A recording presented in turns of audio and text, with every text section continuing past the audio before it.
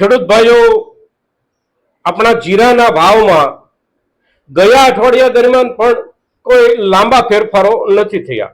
100-150 રૂપિયા, 50 રૂપિયા, 75 રૂપિયા માલ પ્રમાણે વધારો ઘટાડો અને દિવસો પ્રમાણે વધારો ઘટાડો જે કાંઈ થતો રહ્યો છે એ જ પ્રમાણે આ અઠવાડિયાના એટલે કે આજે જ્યારે ગુરુવાર છે, કામકાજનો ચોથો દિવસ છે, ત્યારે પણ બજારના જે સમાચારો મળી રહ્યા છે એના આધારે આપણે જોઈએ તો કોઈ લાંબો વધારો કે કોઈ પણ પ્રકારનો એટલો બધો મોટો ઘટાડો નથી કે જેનાથી આપણે મોટી ચિંતામાં મુકાઈ જઈએ ખેડૂત તરીકે.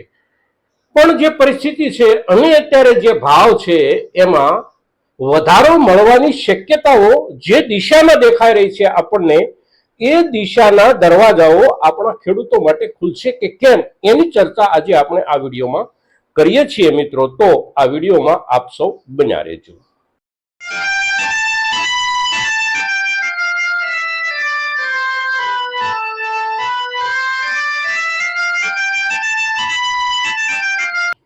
નમસ્કાર ખેડૂત મિત્રો, જય કિસાન, જય ભારત.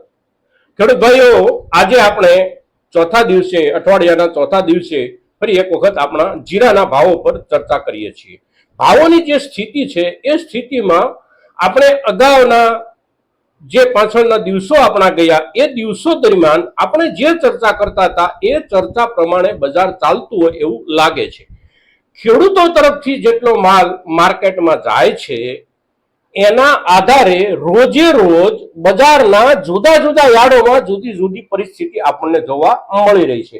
કેટલાક યાર્ડમાં 25 રૂપિયા 50 રૂપિયાનો વધારો તો કેટલાક યાર્ડમાં એના એ જ માલમાં 25-50 રૂપિયાનો ઘટાડો ગુજરાત અને રાજસ્થાનના જે મુખ્ય માર્કેટિંગ યાર્ડો છે એમાં આ પ્રમાણે થતું રહે છે. અને એ જે થતું રહે છે એનું સીધું કારણ એ છે કે જે માર્કેટિંગ યાર્ડમાં જેટલા વેપારીઓ હોય, જેટલા ખરીદદારો હોય, એના જરૂરિયાતના હિસાબના પ્રમાણમાં જ્યાં 100 બોરી, 150 બોરી, 200 બોરી કે મોટું યાર્ડ હોય તો 1000-1500 બોરીની જે કાંઈ આવકમાં વધારો ઘટાડો થાય છે એના જ આધારે ભાવમાં બજારમાં સામાન્ય રૂપમાં વધારો ઘટાડો થતો આપણને જોવા મળી રહ્યો છે, રાજસ્થાનના બજારોમાં પણ અને આપણા ગુજરાતના બજારોમાં પણ. હવે આ જે વધારો ઘટાડો છે એ માત્ર આપણે જે પ્રમાણે માલ પહોંચાડીએ છીએ, અગર તો વેપારીઓને આપણે જે પ્રમાણે માલ આપીએ છીએ યાર્ડ સિવાયના રસ્તેથી, એટલે કે સીધો મોટા ભાગનો વેપાર આપણે ત્યાં સીધો ખેડૂતના ઘરેથી પણ થતો હોય છે. સારી ક્વોલિટીના માલમાં ખાસ આ પ્રમાણે જ વેપાર થતા હોય છે. અને તેથી બજારમાં જે માલ આવે છે એની સામે ઘણો બધો માલ બજારમાં આવ્યા વિના સીધો ચેનલમાં જતો રહે છે. ખેડૂત સીધો વેપારી સાથે કામ કરે છે અને એ પ્રમાણે પણ માલ પહોંચતો રહે છે. એટલે માલના જે આંકડાઓ બજારથી આપણને ઉપલબ્ધ થાય છે એ સિવાયના પણ માલની હડફરના ખૂબ મોટા આંકડાઓ હોય છે દરેક માલમાં. અને આ આપણા ભારતીય કૃષિ વેપારની એક પદ્ધતિ છે, પારંપરિક પદ્ધતિ. હવે આ જે આપણી પદ્ધતિ છે અને જે કાંઈ બજારની જરૂરિયાત અને આપણી પાસે માલનો જથ્થો એના ધોરણે અત્યારે બજાર જ્યારે ચાલી રહ્યું છે ત્યારે આંતરરાષ્ટ્રીય બજારમાં વિદેશના માલોની આવકની શરૂઆતોનો સમય જ્યારે શરૂ થઈ ગયો છે અને એના ભાવોની પણ જ્યારે ચર્ચા થઈ રહી છે ત્યારે આપણે સરખામણી કરવાની છે. એના જે આંકડાઓ આપણને મળી રહ્યા છે ભાવના, એ આંકડાઓ અને આપણા દેશના ભાવના આંકડાઓ જે કાંઈ છે એની આપણે સરખામણી અને ચર્ચા કરીએ છીએ આ વિડીયો.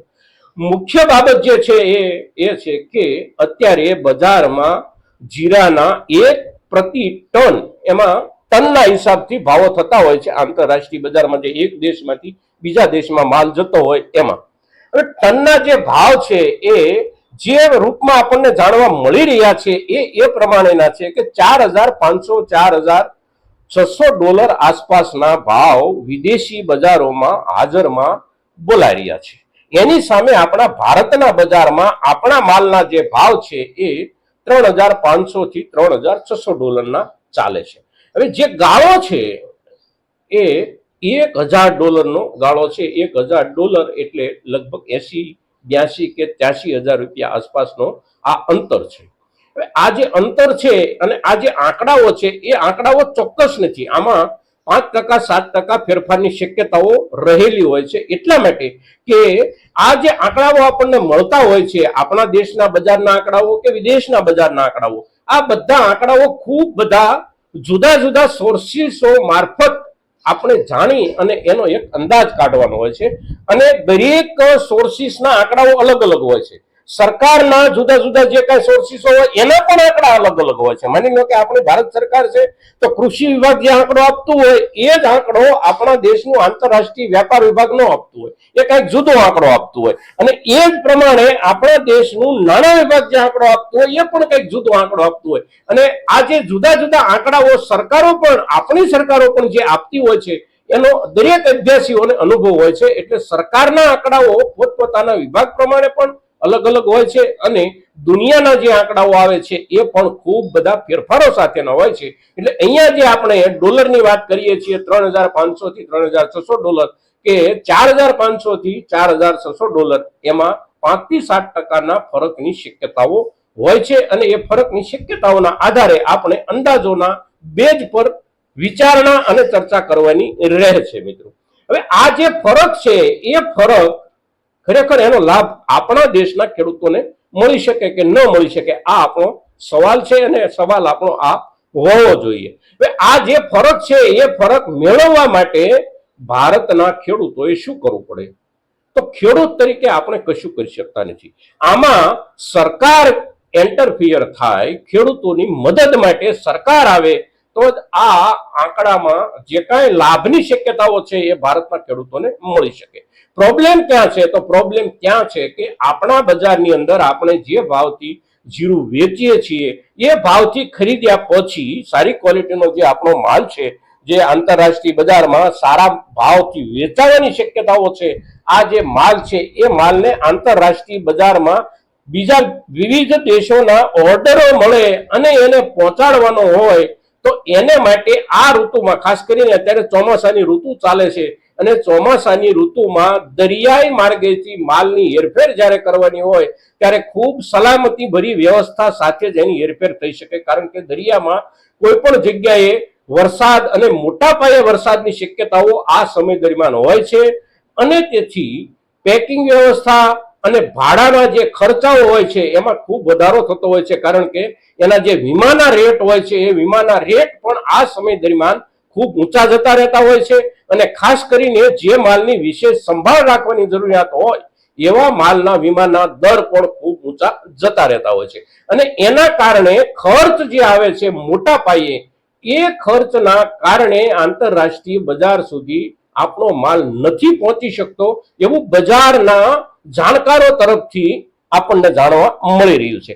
હવે આ જે પરિસ્થિતિ છે એ પરિસ્થિતિમાં સરકાર સહયોગી બને તો જ આનો આપણી પાસે ઉકેલ આવી શકે.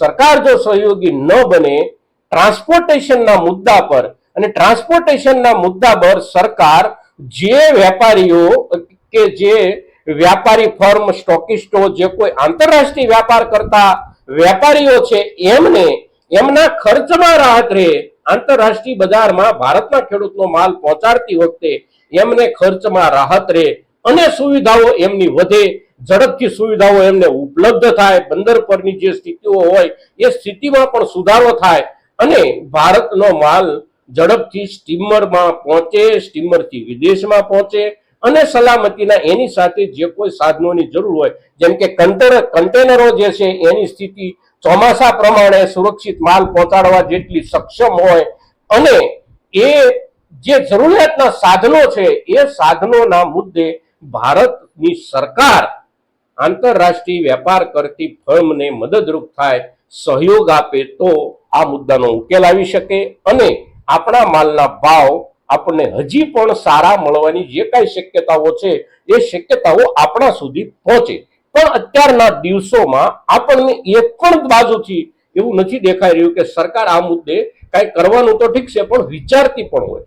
આપણા આ પ્રકારના જે કોઈ પેદાશ છે, જે કોઈ માલ છે એના ઉપર ખેડૂતોને લાભદાયક વળતર મળે અને સરકારના સહયોગથી મળે એવી કોઈ પ્રક્રિયા, કોઈ વિચારણા અત્યારના દિવસોમાં આપણને સરકાર લેવલેથી ચાલતી હોય એવું દેખાતું નથી, એવા કોઈ સમાચાર મળતા નથી. અને સરકારના કેબિનેટની મિટિંગો મળે એમાં પણ એની ક્યાંય કોઈ ચર્ચા થતી હોય એવું આપણા જાણવામાં આવતું નથી. અને તેથી અત્યારના દિવસોમાં જે કોઈ બજાર છે અને જે રીતે આપણે માલ વેચી રહ્યા છીએ એ જ રીતે આપણે આગામી દિવસોમાં પણ માલ વેચવો પડશે એવું અત્યારે આપણને લાગી રહ્યું છે.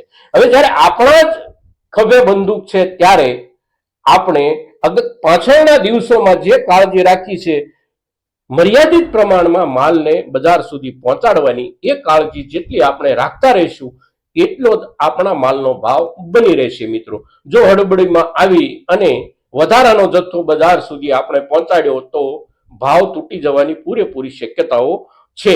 આખરે આપણે ઘણા લાંબા સમયથી જીરાનો સ્ટોક કરીને બેઠા છીએ એટલે આપણી પણ ચિંતા છે, આપણી પણ જરૂરિયાત છે, પણ ખેડૂત તરીકે આપણી પાસે આના સિવાય અત્યારના દિવસોમાં બીજો કોઈ રસ્તો નથી, બીજો કોઈ વિકલ્પ નથી.